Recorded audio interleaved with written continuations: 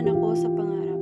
Pangarap kong tumayo sa harap ng pisara, bitbit ang kredo ng isang guro.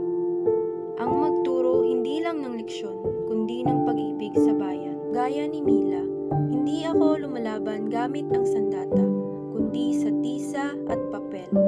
Sa bawat salitang kaya mo yan na ibinubulong sa batang nawala ng tiwala sa sarili.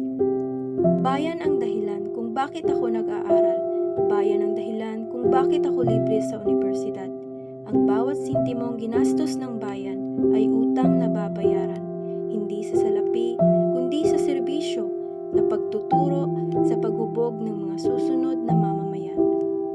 Minsan iniisip ko, ano nga ba ang tunay na anyo ng pagmamahal sa bayan? Hindi pala ito sigawan sa lansangan, kundi tahimik na pagkapagod ng isang guro na nananatiling nakangiti. Pagmamahal sa bayan ay pagising ng maaga, paghawak ng tiyok na nauupos sa haba ng oras, paghintay sa batang nahuhuli sa klase at pagsabing salamat at dumating ka. Kung ito ang landas ni Mila, ito rin ang landas ko. Kung ito ang paraan niyang magmahal, ito rin ang paraan ko.